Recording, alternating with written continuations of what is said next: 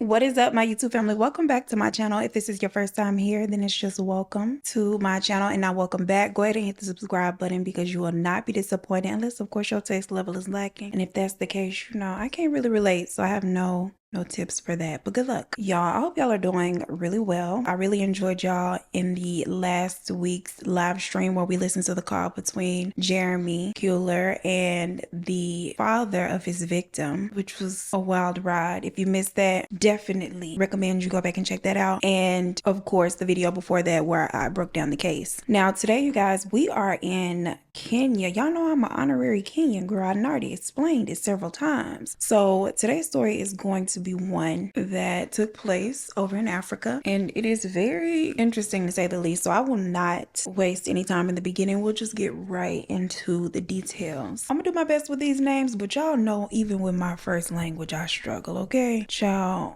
all of these years and I'm still working out the kinks in English. Philip Onyancha, and that is how Google said the name is pronounced. So if it is not, then just get mad at that girl. Philip is born on the western side of Kenya in 1978, and his parents, Samuel and Esther Onyancha, they own and operate a tea farm just outside of this small remote village, and they're not wealthy, but they do very well for themselves. By all means, they are living comfortably and business is good. Now, not a whole lot is known about his childhood and how he grew up, but according to him, there are things that happened to him that he feels molded his psyche and contributed to him becoming the villain that he became. Now, Philip says that very early in his childhood, he was assaulted by one of his family's employees. And this is something that happened quite a few times and left him traumatized, confused, and also gives him the false notion that he can have whatever he wants out of life by simply taking it and using force. Around this time, he also begins watching a lot of adult entertainment videos and questioning his own sexual interests. None of this internal turmoil is evident to those around him. He performs very well in school and does not display any behavioral issues. In fact, while applying for secondary school, the headmaster at his primary school writes a recommendation letter co-signing his academic ability and referring to him as, quote, a well-behaved boy whose ability is above average. He gets accepted into one of Kenya's most prestigious high schools. It is a private school about 185 miles away from home, and during his first year, he proves himself to be a very promising student, not only in his academics, but as an athlete as well. He gets along with all of his peers. He participates in a lot of extracurriculars. Philip spent a lot of his time really trying to prove himself, not only to his teachers, but the older students as well. It was like he really wanted them to like him and be impressed by him. The approval and acceptance of the older students was obviously very important to him. But Philip's second year is not at all like his first. Once he becomes an older student himself, he begins bullying the students that are entering their first year. And according to one of the students, bullying goes way far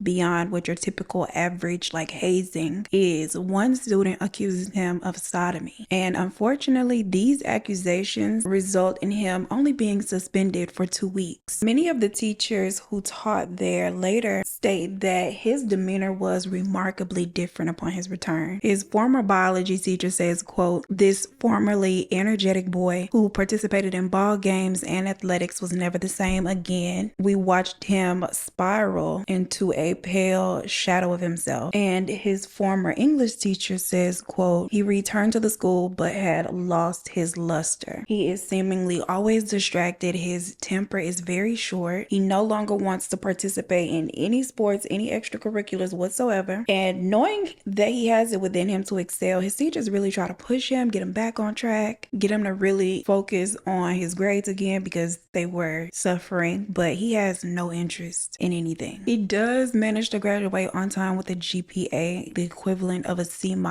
and afterward doesn't even bother to go to the school to pick up his certificate of secondary education. When he was done, he was done. After finishing school, instead of going off to college like he'd originally planned, he decides to enter the workforce. He settles down in the small village that is very near his family's tea farm, but only for a short time before he decides to move back to the city where his high school was. And it is not because he just decided he he missed the scenery. Philip has been accused by a neighbor of attempting to forcibly take her goodies. Now, he denies the claims made against him and attributes his desire to move back toward the school to him hearing voices. And he says that this particular city near the school was the only other place that was familiar to him. And the voices, he says that he's been hearing since his final years in high school, and they are increasing in volume and frequency. And he also states that these voices are encouraging him to do very terrible things. He gets himself a job working security for a company called G4S, and you might have heard of them because I know we have them over in the US. They're a global company, and this new position allows him to frequently move around, working here, there, everywhere, sometimes for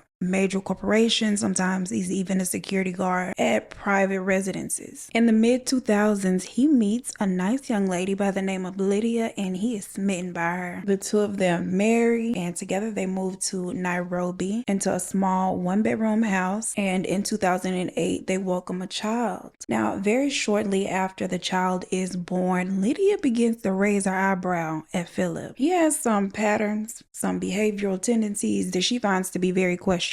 Now, to her, he has always been a very kind-hearted man. He's always been very sweet, a family man that is also a provider, someone that she felt really lucky to have married and to be raising her child with. All of a sudden, Philip is staying out all times of the night, being very sketchy, very vague about what it is he's doing, who he is doing it with. And Lydia is starting to wonder if her husband has a family somewhere else. It is the only thing that makes sense to her. So she confronts him about it, and he assures her that he is not out here cheating. She attempts to put all of these worries in the back of her mind, hoping that her husband really is truly the great man she believes that she's married. And aside from him being out at weird hours of the night, she has no complaints. He financially takes care of home. He's very supportive of her. He's a great father. However, as time goes on, there are other things that happen that begin to worry her. Philip begins to clash with the neighbors a lot. Now, for the most part, he's always kept a distance from them, barely speaking to them, if at all. And the very few exchanges that he does have with them are always very awkward, and he did not care for them at all. They would always leave him kind of upset and irritated, which was not hard to do. And he would lash out or express this frustration in very erratic manners. There is one instance where he becomes so upset by something one of the neighbors said that he found the main power breaker for the entire neighborhood and shut it off. He would also harass them by playing really loud music at night to intentionally disturb them. And they learned very quickly that reporting him does more harm than good. In response to one of his neighbors filing a complaint against him, he tells them that he will hire somebody to take them out. And with that, the neighbors kind of back off, realize that he is a little bit off his rocker, and try to stay out of his way. The majority of them admit to being outright afraid of this man. Now, some of them attribute his erratic behavior to this small knot that they're all witnessing growing in the back of his head. And it seems to them that the bigger the knot gets, the crazier he starts to act. Around this same time in 2009, a young boy goes missing from Nairobi. Samuel, just like Philip had when he was younger, had moved to Nairobi to attend a prestigious school, and he was living with an aunt. He had only been there 3 months before he disappeared. A note had been left on his aunt's doorstep demanding 40,000 shillings be wired to a phone number through a money transfer company in exchange for the boy's safe return. Now, oddly similar to this disappearance with young Samuel, a young 32-year-old mother named Catherine had gone missing from the same area 7 months prior. Samuel's family cannot afford to pay this ransom, and when it doesn't come, they receive a second letter along with a few items of Samuel's clothing that he had been wearing on the day that he had disappeared. In this letter, the perpetrator says that they'll settle for 10,000 shillings instead of the 40. And unfortunately, this is still more than his family can afford. In both letters, this person has threatened harm to the boy if they don't receive the payment. And when the letters don't get them the money that they're requesting, Samuel's family begins receiving harassing phone calls demanding the money or the boy will be hurt. But over time, The phone calls and the letters, they stop coming in, and the family just moves on mourning his loss because they believe that he is of course gone by now. They had of course reached out to the police, who attempted to search. Large groups of volunteers would gather to help the family search for the boy. They do receive a lot of support from a lot of concerned citizens, and among these concerned citizens out searching for the boy is Philip. Philip even asked the family if he could take a look at the letters, and when they allow him, he tells them that he is sure that this is the handwriting of a woman. Despite all of their search efforts, they do not find Samuel, and eventually the case goes cold. About 6 months later, in the top of 2010, now 32-year-old Philip has begun missing work randomly, and he is late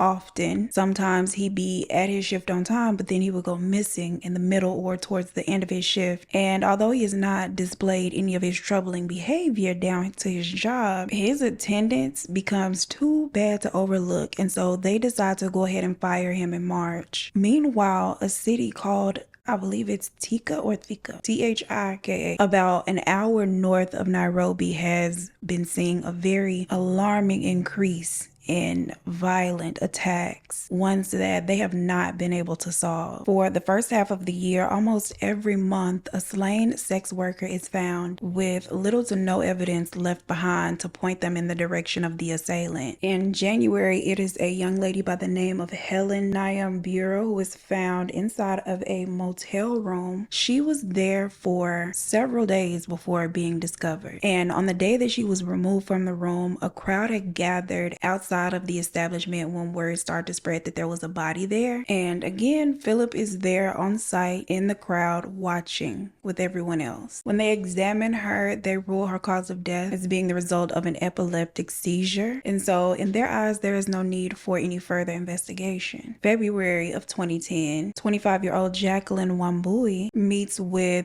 one of her regular clients, and then she has a meeting with another client at a cheap motel that is mostly known for being a working space of the ladies of the night. She checks into her room but does not check out, and the following day she is found there, still inside of it, unclothed and her neck broken. Again, there is not enough evidence left behind to pinpoint a suspect, and this case too goes unresolved, at least for now. In April, another young boy goes missing from Nairobi, and weeks pass with no word from him nor his kidnappers, but eventually they do make contact. His family opens the door to find a letter just like the one that had been left for Samuel's family, demanding money for his return. Now, this family actually does have the means to pay the ransom, and they pay it very quickly, hoping to get their son back. They follow the directions left for them, sending the money to the mobile number provided, but not before alerting the police, of course, who are able to trace the wire transfer. Now, unfortunately, they do not get their child back as promised. Once they make the payment, they don't hear anything else from his kidnapper, and nearly 2 months go by before they find the child. 9-year-old Anthony is found in the first week of June, and he is heavily decomposed. It is obvious to the medical examiners that he had not lived long after his disappearance at all. So the person that had left behind this ransom note several weeks later had either done this to him immediately and still decided to request ransom money later for whatever reason, or someone else had heard about Anthony's disappearance and had decided to then come in and take advantage of the family by leaving the ransom note and requesting the funds. Now, by June 5th, police are starting to realize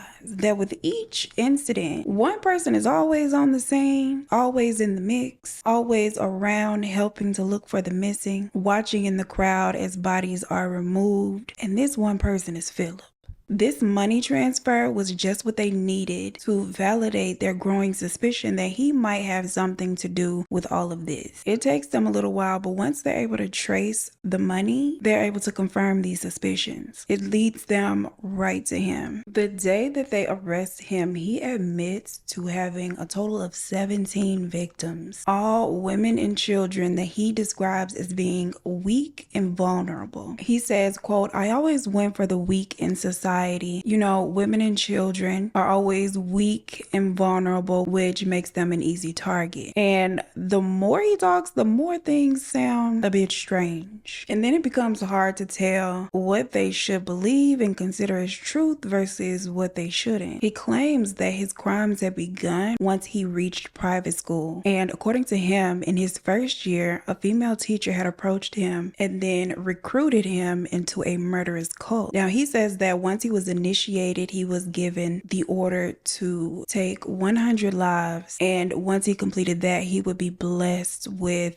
endless riches. When they asked him about other members of the cult, he tells them that he had never actually met any of the other members, but he did have help pulling off the kidnappings from 2 other men, Tobias Arati and Douglas Obiero, both of whom are arrested immediately. He tells them that these 2 guys had helped him with capturing the victims and dropping off the ransom notes, making the harassing phone calls to the family as well. Philip himself had written all of the letters, and he admits that every single time the victim was already deceased before the first letter even reached their family. Now, at this point, it's pretty obvious that the kidnapping ring is legit between the 3 of them, but they're still trying to get down to the bottom of this cult. If it's true, how many other are there out there trying to meet this quota? With him claiming to have not met any of the other members, they work toward him identifying this teacher. Meanwhile, Lydia, Philip's wife, she was at home when they came through and picked up Philip, but she was under the impression that this was just, you know, an interview, probably nothing serious. When he does not come home that night, it's kind of on brand for him. So it is not until the next day when the news of what her husband had been up to all those late nights is spread across media outlets. It is on the newspaper, and she is completely shocked. She says that as soon as she saw it, she completely passed out. And as soon as she got up off the floor, she packed up her baby, fearful of retaliation from the neighbors, from people all over the city, the victims' families, hell, anybody that was outraged. She takes her 2-year-old son, a couple of their things, and flees her family home that she shared with Philip, and she returns to her own family's village hours away from Nairobi. And mama never returns, okay? She said that she had no clue that her husband was capable of anything like this. And she had to get out of there because the last thing that she needed, on top of finding out her husband was on a complete killing spree, is for an angry mob to show up at her door. And the angry mob was on the way. They gathered right outside of Philip's house in the yard, threatening to burn the place down, and almost did. The police showed up just in time, right before they lit it up. Now, she does release a statement. She had this to say: "I feel sadder for the families of the victims. I keep praying to God to console them, and I apologize on his behalf to all of them." Now, in the days after his arrest, news of Philip's crimes spread throughout all of Nairobi and Kenya and some of the surrounding countries.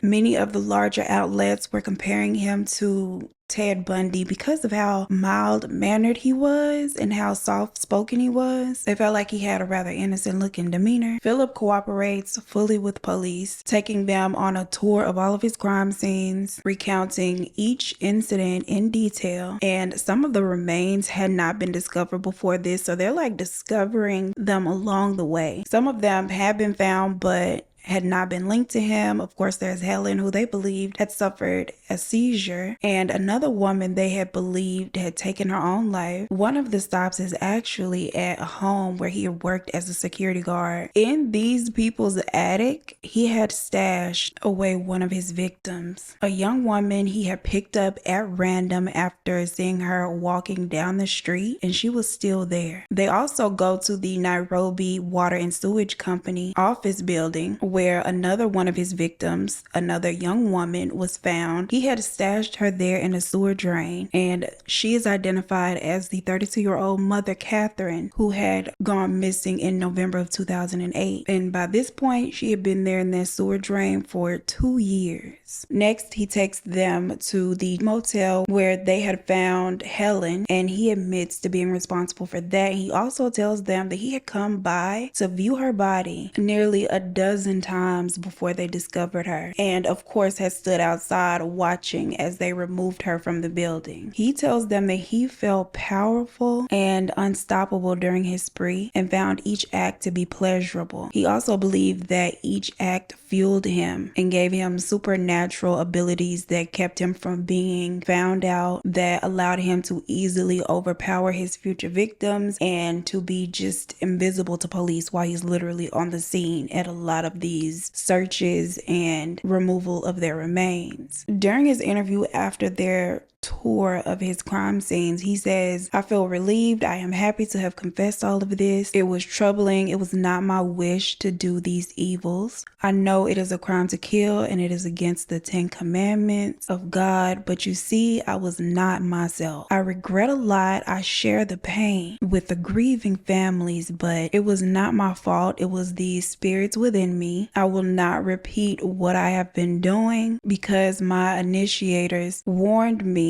that if I ever reveal it to anyone or confess, I lose the spirits and the power. I am now back to my senses." He also tells police that he is safer in prison than outside because these members of the cult, they will come after him for his betrayal and speaking about all of their activities. Now, I want to point out that some coverage of this story claimed that he drank blood from the victims. I saw that a lot. This was something that was also being said in the media, but when I read the actual case file and like the medical examiner's notes about the bodies, there were no lacerations at the neck like people claimed, only like ligature marks, but that's it. It was noted that no, there were no cuts where he could have drank from them. He also tries to defend himself, saying that he was not born a killer, that he was molded into one, and that he has now denounced the cult and therefore is a changed man. He says, quote, "I know the families of the victims will find it hard to forgive me, but I ask for forgiveness." And then he addresses the blood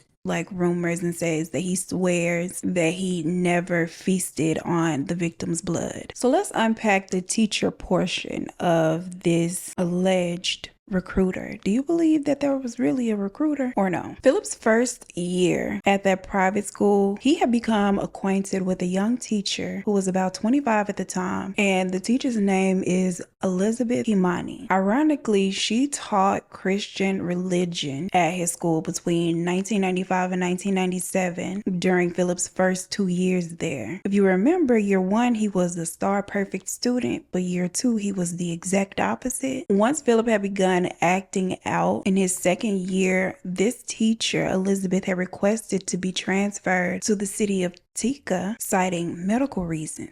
And Tika, of course, is where most of his crimes had taken place. There, she taught at another high school from 98 to 2002 and has since lived a relatively quiet, normal life for the most part, at least as it appears. And that is until all of this hit the news and begins to unfold. When it does, she surrenders to police just days after his arrest goes viral. June 24th of 2010, she is charged with administering an unlawful oath to Philip, and she is held in prison without bond while prosecutors try to figure out if there are any more charges that they could apply to her. According to Philip, he arrived at the school bright-eyed, bushy-tailed, and excited about his future, on track for success, when Elizabeth had begun to develop this unhealthy obsession with him. He says that she would have him over to her house where she would insist that he ate and he drank, and he believes now that those items that she would give him were all laced with something. He is not sure what. Now, during one of these evenings at her home, Elizabeth makes a cut across his chest, collects some of his blood, and then puts what looked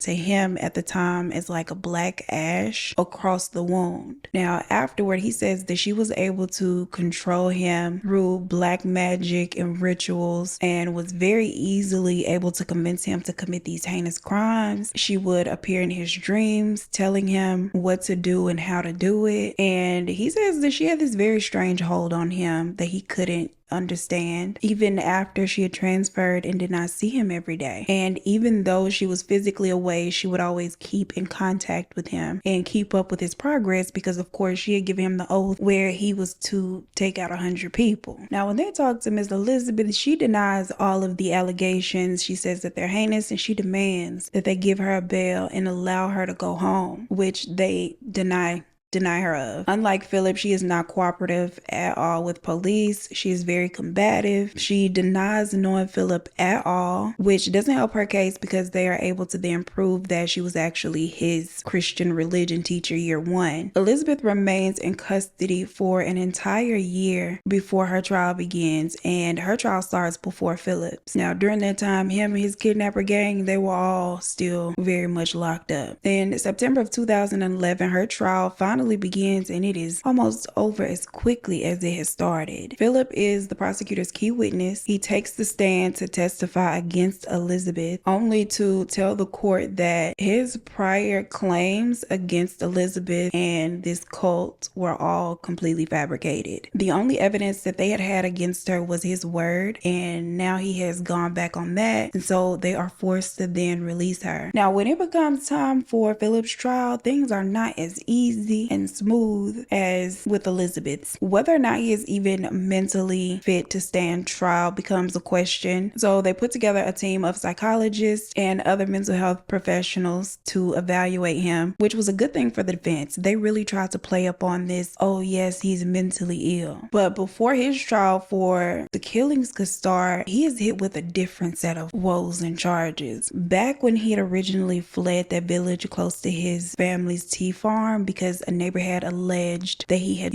attempted to assault her, she comes forward and presses charges on him. So they put him on trial for this first. He is convicted and given 12 years in prison. And for the big trial, prosecutors decide to take their time because he obviously is not going anywhere. In the meantime, Philip has surgery to remove the growth in the back of his head, which is now the size of a small orange. And after his surgery, he decides that he is going to change his life, turn over a new leaf, and work toward becoming a preacher with hopes of being released and someday leading his own church. He also works as a bookkeeper for the prison, and finally in 2014, 4 years after being arrested, he enters a not guilty plea ahead of his trial finally starting, or so he thought. He is again mentally evaluated, and this time the mental health professionals deem that he is still very much a threat to society. Don't let the little Bible under his arm fool you. He is likely to reoffend if released. Another 3 years go by without the trial starting, and at that point the prosecutors are tired, baby. They are tired of waiting on a trial date. They petition the court to make a special ruling where Philip would be jailed at the pleasure of the president, meaning he would just remain in prison until state experts rule him of sound mind and no threat to society. And since he has been evaluated twice now and found to be a high risk of reoffending, they're confident that he is not going to get out of there and he'll never see freedom. In 2018, the High Court determines that the prosecution had tried to use his mental health findings only in ways that served them. So when it was time to determine whether or not he was mentally fit to stand trial, it was, oh no, he's mentally well. But then when it was time to determine whether or not he was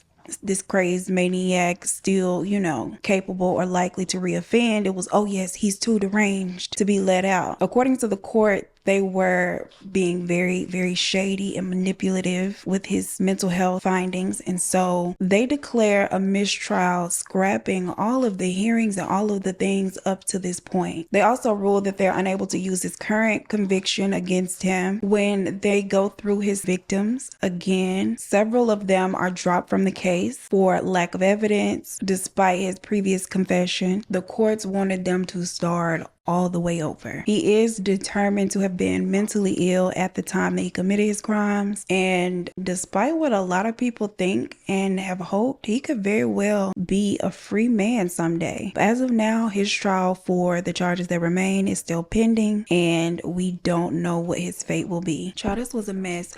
So when I was researching, I really believed that he had lied on this teacher, but now I'm kind of wondering if he lied on the teacher. What if Miss Girl is a cult leader? leader. Like, what if she really did these things? Because that's a lot to have made up. And then the timeline just added up and made so much sense with his behavioral change, her switching schools, him going to her new city to wreak havoc. It's just a lot of coincidences there. And he already said that they would try to retaliate against him and that he was safer in jail than on the streets for telling all of the business of the cult. I want to know what you think. Do you think the cult really exists and that he just said he lied and made it up? I want to know, because now I'm not sure what I think. Let me know your comments down below, please. Like this video if you have not. Subscribe to the channel if you have not. As always, I appreciate you so much for spending your time with me, and I look forward to seeing you in the next one. Peace.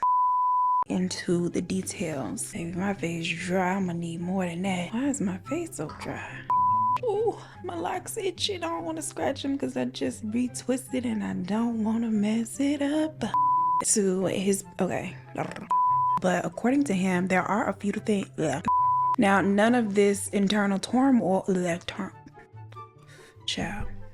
Many of the students, not students that taught their girl, the students don't teach. That is not the right brush. Oh my gosh, that ain't had nothing on it. In response to one of his neighbors filing a claim, no. Well, it was a claim, I guess. A 32-year-old her name was Catherine, and she was a mother, and I just put the two together. Come on, girl, pull it together. And so, and there, I'm tired. Why y'all doing all of that? Come on, get out of here. Get out of here. I feel like that the old lady meme. Get out of here. Come on, get out of here. Get out of here. Because that's what they need to do. Invulnerable, which makes them an easy target. Capturing the video, not the videos, girl.